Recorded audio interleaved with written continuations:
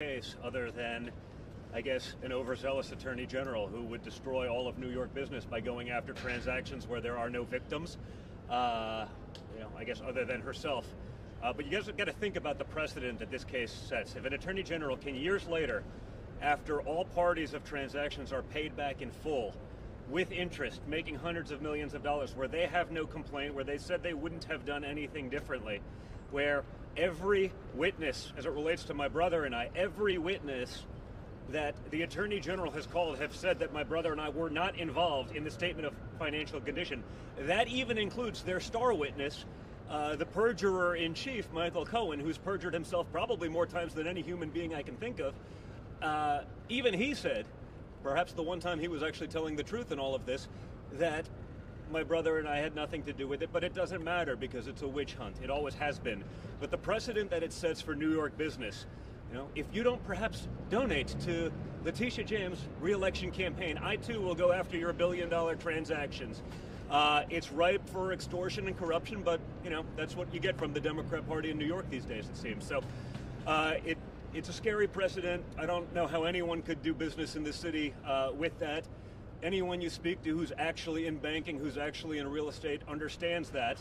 But again, they don't want to put themselves in the crosshairs, so perhaps they'll be silent. So it's a disgrace that this is happening right now, but I think we'll make our points, we'll make our case, and we'll go on from there. So you guys have a great day.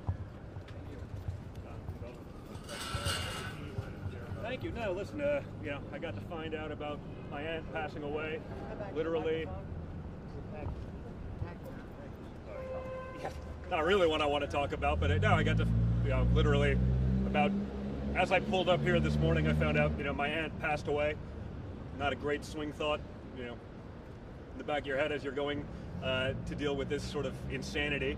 I'm very close with her grandson. We hang out all the time, and so it's obviously a rough day for that, but, unfortunately, it is what it is. This is what it's become, right? Every day, there's going to be another nonsense, another lawsuit. They're going to keep trying.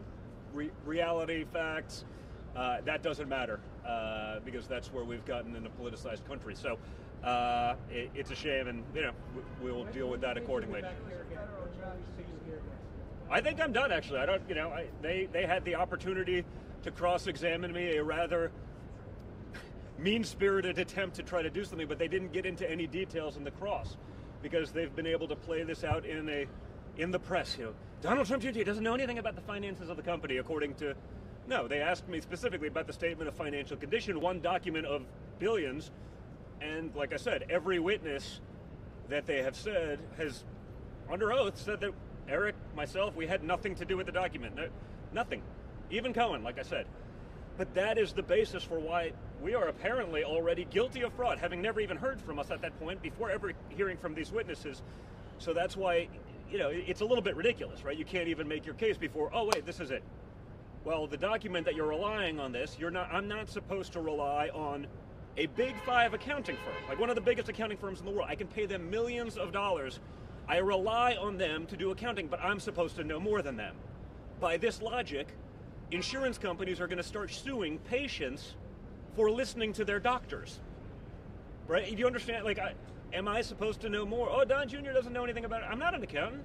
I'm a business guy. I went through each and every one of our deals. Had they asked me those questions, I could have very easily answered them, but I can't answer questions about a document that literally everyone acknowledges I had nothing to do with. I rely on the accountants to do that. Don, it seemed like you had a pretty good rapport with Judge Laura. The defense has been pretty hard on him. What's your view? It was, perhaps there's a New York personality there, but no, I think he understood. I can't help myself even in a very serious situation. If you take yourself too seriously, the world sort of sucks. You got to have a little bit of fun with it. So I did. We had some, quips in the courtroom. The first time I was here, sort of gave me a fist bump on the way out. I guess I had a rather snappy response to something that was, I can't even remember what it was right now. And he said, that was really funny. And sort of, so, your dad's views about how... Listen, I'm not gonna, I don't even know how far the gag order applies. So, I don't need to do that and put myself, I'm in enough crosshairs, guys. But again, this is about the Attorney General going after and prosecuting their political enemies. And if you don't believe that, just listen to what she said before she was ever Attorney General, right? We're going to go after Trump. We're going to go. Well, we're in New York. It's bullshit, okay, is what it is. But that doesn't matter because it's also New York, because it is so one-sided. And, that's the reality of the world in which we live today. So we got to play accordingly. But I imagine, as you'll hear from our other experts and witnesses and the banks and everyone, they'll totally back up our side of the story. I just don't know that any of that matters because, unfortunately, it doesn't feel like,